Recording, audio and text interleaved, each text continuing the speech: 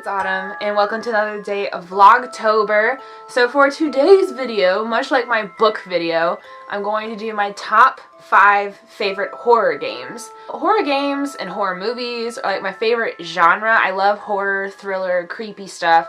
So I had some trouble coming up with this list because I wanted to mention games that aren't super cliche, super well known, like Resident Evil or Fear or Condemned, because those are great horror games, but everyone's pretty much played those. So I wanted to come up with some that were a little different that people don't typically think of. The first one on my list is one of my favorite games of all time. Season 1.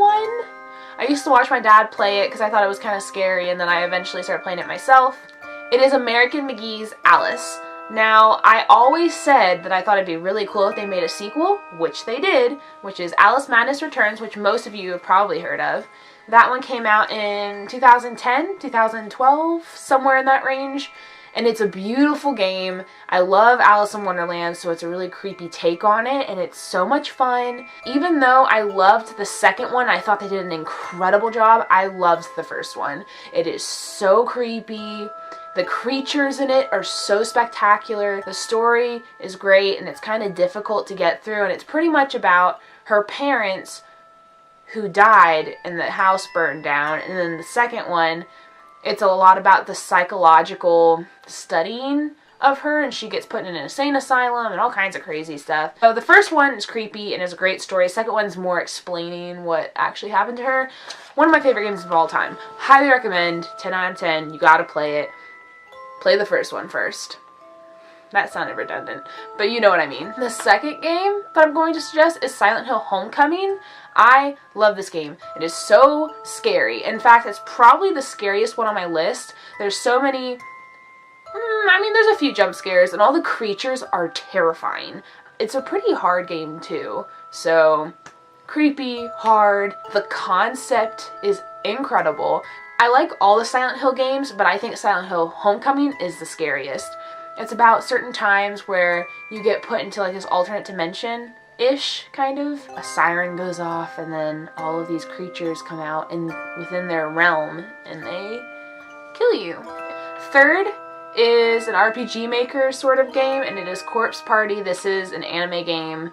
However, it has a great story. It is so creepy.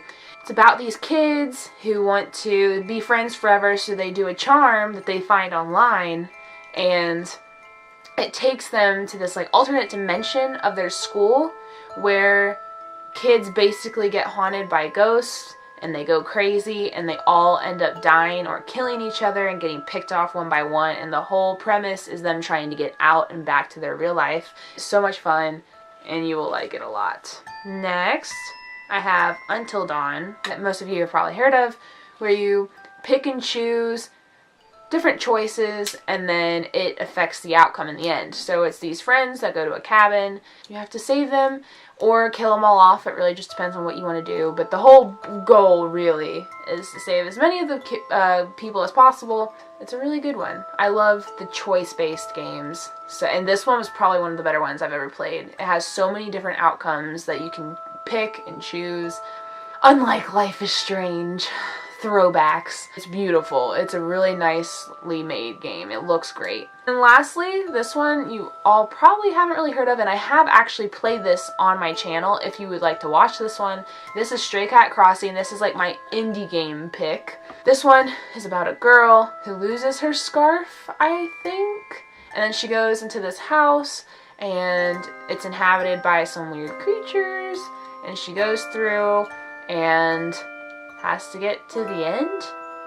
I don't really even know how to explain this one. It's kind of trippy. It isn't scary per se, like an actual horror thing, but it has lots of creepy vibes with it. It doesn't take very long to play. I think it took me an hour? I think it was like an hour. The only thing that takes a while is it has a few puzzles in it, and the puzzles can get a little tricky. But aside from that, it is a really fun one. I love the art style, and I love the character design and the concepts of the characters. It's really cool. I would say that's one of my favorite indie games of all time. So yeah, that's my top 5 horror games that you should play this October. And like I said, I tried to pick some that were diverse and not like each other, and that they're not super duper popular. I mean, I guess Silent Hill is, but Homecoming isn't typically played, and that's the best one. I hope you all enjoyed. Sorry again for the late video. This weekend has just been so brutal, guys. Like, I have had so much trouble keeping up between work and school. This weekend has just kicked my butt. So, this week I'll have some earlier videos for you. So, thank you all so much for watching. I can't wait to see you in the next video. See you tomorrow.